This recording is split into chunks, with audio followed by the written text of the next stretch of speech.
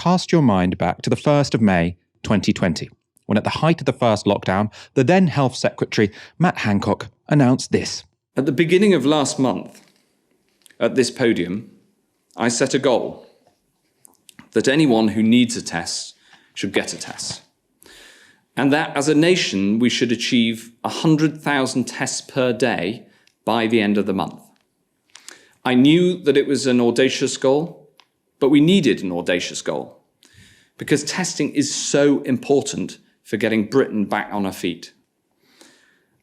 I can announce that we have met our goal. The number of tests yesterday, on the last day of April, was 122,347. This unprecedented expansion in British testing capability is an incredible achievement. Now, we always knew that was a pretty ridiculous claim, and that was principally because the 122,000 figure Hancock had sort of announced there, that included tests sent out, so tests sent to people, not tests actually done. But the messages released in the lockdown files show just how ridiculously Hancock and his team behaved while trying to meet this arbitrary target which they set themselves. Now, take this exchange. It's between Matt Hancock and a health minister on the 27th of April, 3 days before the target deadline. So it's James Beffel, Lord Beffel. I spoke to Doug, and Doug is the chief exec of Amazon UK. He says he has some more kits that he could send out on Thursday. I've asked, blanked out, if there could possibly please be enough lab capacity to process these. That's the bottleneck. I'll keep you updated, but one for you to mention if you're speaking to blanked out and feel like gently leaning on that point. Then Matt Hancock replies, if only 20% are being returned, then we can send many, many, many, many more out. And then James Beffel says, that's true, since they count from the moment they're sent. I'll prod nicely. Can you please prod too?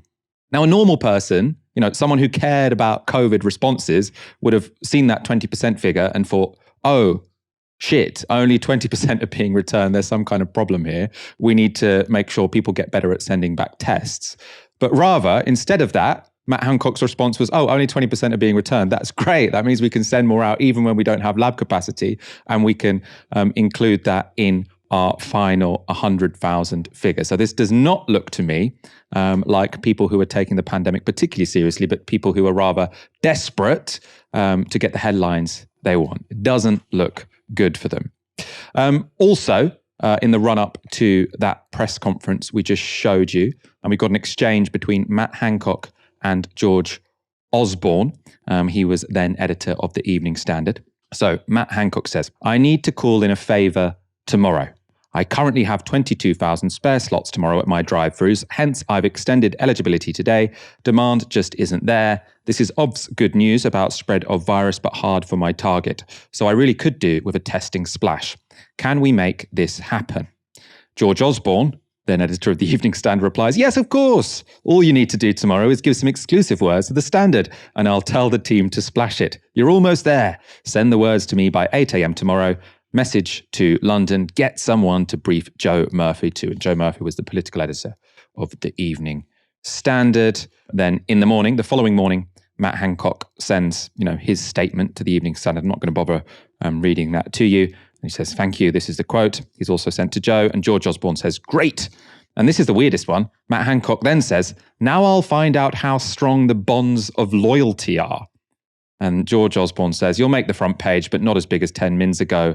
Hancock, fair enough. And you'll like the editorial, well done, says George Osborne. And Matt Hancock in capitals, I want to hit my target. And George Osborne, I gathered.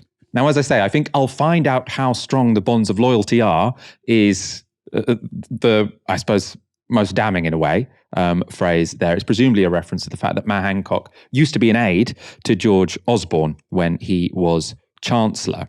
Right, or when he was Shadow Chancellor, and then was also in his department, and when he was Chancellor. So this is not suggestive of a healthy democracy, right? You've got a health minister who is sending messages to an editor of the paper in London with the widest circulation, and then getting whatever he wants on the front of the newspaper.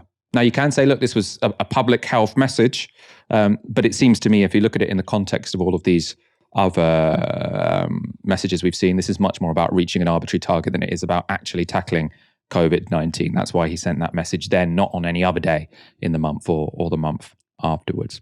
And one more exchange on the 100,000 target was this, which I think is pretty damning. So this is from Duncan Selby, Chief Executive of Public Health England. PHE sends the Chief Medical Officer and GCSA a serology report each Thursday. On the numbers for yesterday, our contribution to Pillar 1 was Public Health England Labs, 4,819, Roche, 13,723, and Porton Serology, 1,072. Now, Roche is a German testing company. So this guy's saying, look, 13,000, this is great. This can go towards that target. Matt Hancock says, amazing. That Roche ramp is extraordinary. And then in response, someone called Sam, identity unconfirmed, says, really amazing work, everyone. Well done. The Roche ramp up is a one-off, definitely not one to inform targets in May. We used up a large amount of accumulated stock from April, which is a situation we won't find ourselves in again very soon.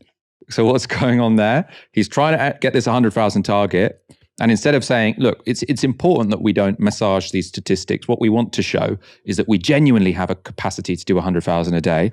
What they've actually done is Roche had a big stockpile. They used them all in a single day because they wanted to get to that 100,000 target. And then you've got, someone who I presume is an advisor explicitly saying, yeah, but don't think we can do this the next day and the day after and the day after, because what we did was we just used up a stockpile, right?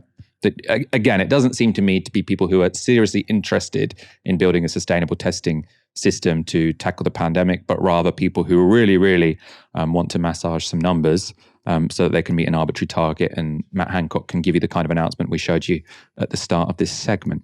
Dalia, do you think these are the damning messages that we've seen so far from this cache of WhatsApp messages?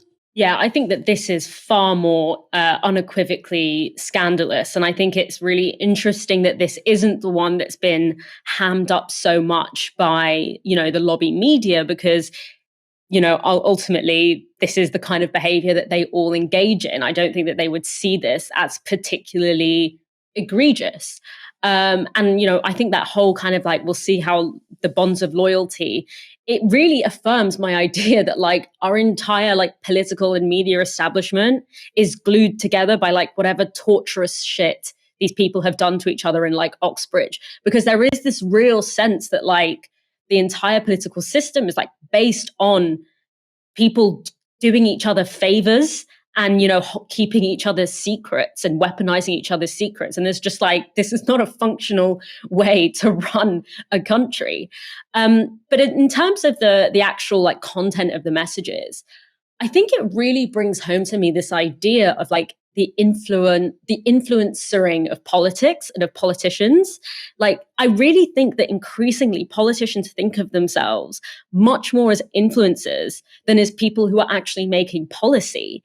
Because this is a perfect example of that, this obsession with the production of the appearance of a particular reality and spin over concrete reality. And obviously this has always been to an extent part of politics, what things look like, comms has always been a part of politics. But I think that what we've seen in recent years, and I would argue that actually, this begins with kind of the Alistair Campbell-Blair partnership.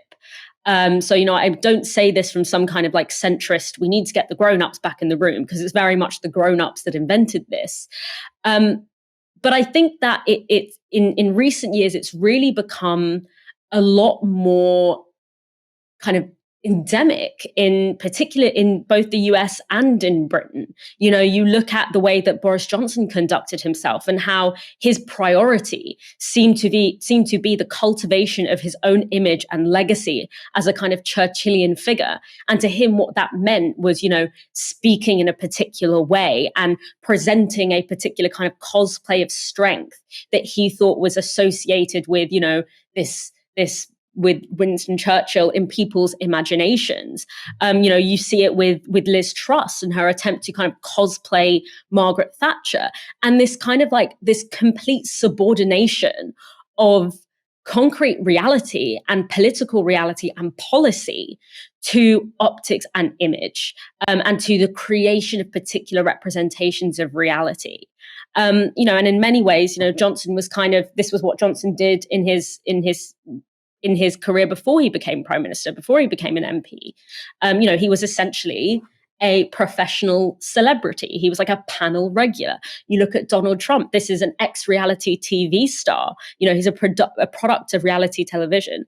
And then you look at Hancock going into reality TV after and sort of giving up his, it seemed like being an MP was like a springboard for him to become a sort of generic celebrity. And I just think that has had like such a corrosive impact on our political sphere and on our political imaginations when you have this kind of sense that, the logics of like reality TV and that kind of framework is being deployed in policy making, which particularly when you're talking about a pandemic where, quick, impactful decisions have to be made, where people's priorities really matters, has a death toll, as we've seen. I'm going to show you guys one more exchange between George Osborne and Matt Hancock. This one is probably even more outrageous. So it starts with, this is from later in the year, by the way. So this is from November 2020. And this is when testing was a bit of a problem. People were struggling to find a test close to themselves. And obviously this was a point when we were getting the beginning of a really serious new wave of COVID. Matt Hancock shares in his chat with George Osborne a tweet from Matt Chorley, from Times Radio. And Matt Chorley has said, George Osborne tells me on Times Radio that Major Blair, Brown and Cameron wrote to Johnson privately in July about the need to get a grip on testing. And Matt Hancock says to George Osborne, what was this for? George Osborne says, trying to spread the responsibility from you to number 10. I've said it before. Matt Hancock says, okay, but mass testing is going very well. I fear this looks like you asked for me to be overruled. And George Osborne says, no one thinks testing is going well, Matt.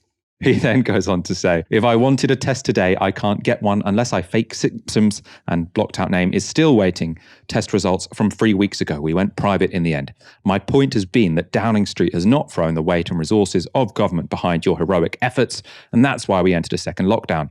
And by the way, thousands of civil servants are still working on lorry parks in Kent because this government has no sense of priority. I presume that's a reference to the government pouring resources into planning for Brexit.